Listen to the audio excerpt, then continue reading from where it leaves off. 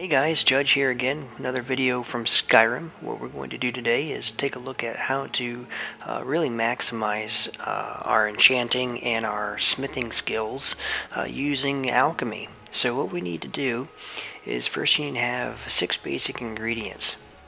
The longfin, the blisterwort, the blue butterfly wing, the spade tail, the glowing mushroom, and the snowberries. Now to find these ingredients, go to a world map here. Snowberries are pretty much prevalent in any area that there's snow. So Dawnstar, around Dawnstar is a really good place. Around Winterhold's a pretty good place. Even around Windhelm is a pretty good place. Now for the glowing mushrooms and the blisterwort, pretty much any cave is going to offer some of them. However, the Frostflow Lighthouse seems to have the most amount, or at least a pretty good decent sample of both the glowing mushrooms and the blisterwort. So I would try there. Just be on the lookout for Falmer, because you're going to run into those guys there. Now for the blue butterfly wing, what you're going to do is going to come down here to the west of Whiterun, and pretty much any of this area, any of this wooded area, all the way down through these lakes and into Falkreath area. You're going to find them here kind of floating around. You're only going to find them during the day. You're not going to find them at night, because that's when the Luna moth comes out. Now for the spade tail and the longfin, you're going to come over here to Riften, and you want to jump in this lake.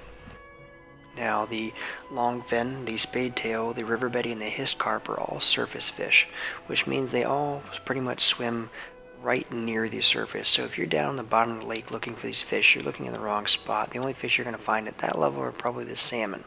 So go up to the surface level, and that's where you're going to find them. So after you collected these ingredients, what you need to do is you need to equip Fortify Alchemy Armor. So in my case, I've equipped this necklace here, which increases my potions by 25%. And these bracers, which also increases by 25%. You can wear up to 4 pieces of enchanted armor that fortifies alchemy, but for this video I'm only using 2. So what I'm going to do is I'm going to come over here to the alchemy lab in my house here at Winstead Manor, and I'm going to combine the longfin and the spade tail, and I'm going to go ahead and create a potion. So yes, now we're going to quit alchemy, come into our items. I'm going to unequip the Fortify Alchemy Armor. I'm going to drink my potion. As you notice, it was 90%.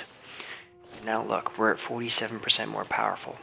So we went 25% to 47%. So go back in here, do it again. We went from 90% to 222%. Quit alchemy. Back into my items, unequip my Fortify Alchemy stuff. Drink my potion. In here, re-equip. Look, now we're at 80% more powerful. So you can see we're growing pretty quickly. Go back in here. This, make it again. So we went from 222 to 506. Come in here. Do this. My potion. Equip these. Now we're at 151%. So we went from 80% to 151%. Almost double we started out with. They're now at 1400%. Okay, quit alchemy.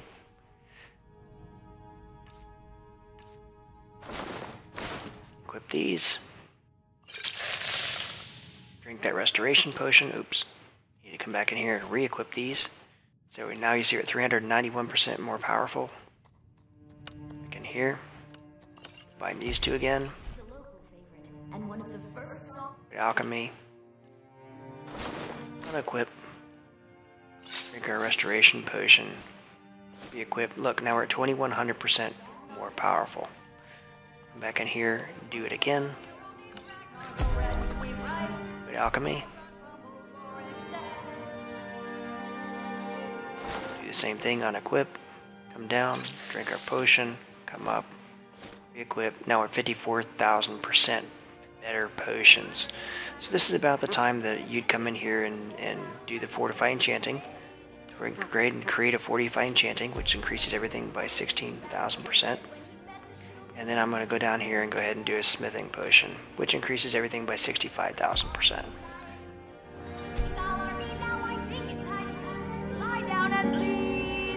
Alright, go ahead and get this good lady to sing something else. Certainly.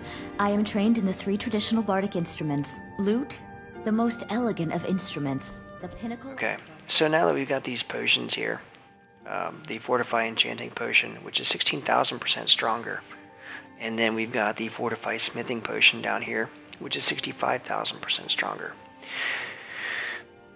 Now you got to be really careful when you're doing this method of increasing your enchanting and increasing your smithing. For instance, this is only 65,000, but if you look up here, you can see what I've done. I actually did one more step too long in the Fortify Restoration process, and you get this ridiculously high percentage of increasing. The same with the enchanting, 16,000%, 1,500%. This is from earlier that I had done, and this is what we just did. So you can see where you create a huge dollar amount of potions, but one of the problems with overdoing this process is the game will actually stop recognizing the value of your potions.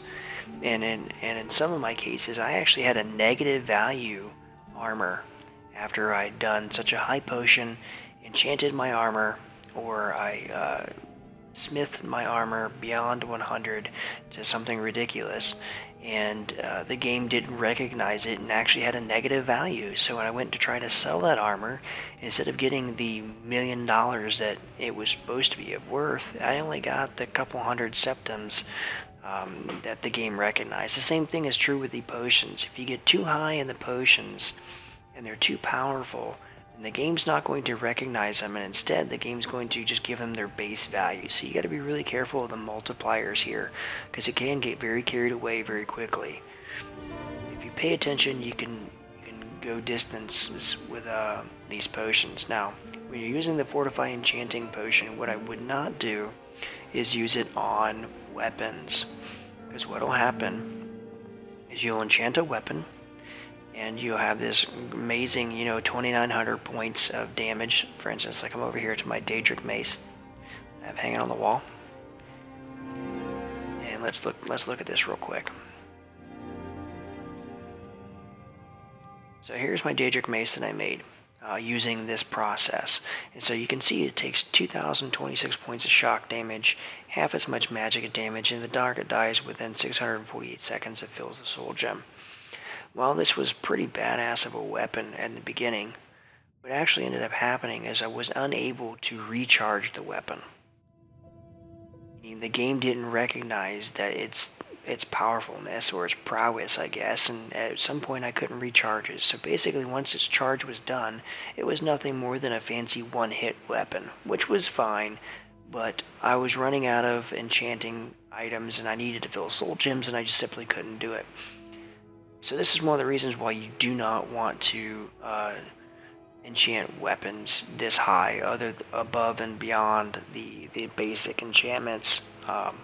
Because with the Fortify Smithing Potion, you're going to have a one-hit weapon anyways, so enchanting it beyond the one-hit weapon is really overkill in my book. What I did is I did enchant some armor, as you can see here. I increased my health by 12,000 points, increased my light armor skill by 4,800 points. Pretty makes me indestructible using this. And then you can see pickpocket sneaking, carrying capacities increased, magic resistance increased. Pretty much when a dragon comes up to me and tries to shout me down, the shouts don't do anything. So I'm darn near indestructible. This is my basic ring that I carry. Again, just increased my potions by 1,600%, carrying capacity increased by 2,400 points. Again, you can see I don't have a crazy high amount for alchemy potion.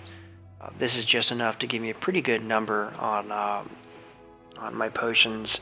That pretty much any potion that I create from here on out, I can sell for a pretty high dollar amount, and that's okay with me. I don't need to have the $1 million potions or anything like that. The carrying capacity is super useful when it comes to going out and really exploring. And the reason being is you can go on several missions without having to unload your equipment at one of your safe houses, or go to one of your villages and cities and unload at some of the merchants. You can do 8 or 9 different caves and caverns and collect just about anything that a cave has to offer before you have to return to home somewhere. It also makes it pretty easy to unload all your inventory with a blacksmith and then buy all of his inventory, such as the ingots and ores and leathers and so on and so forth, so that you can stockpile that for future armor uses and so on and so forth. So that's pretty much it, guys. I hope you enjoyed listening to the video, watching the video, and you learned something. And if you have any questions, feel free to write a comment below or subscribe to the channel, and I will catch you later.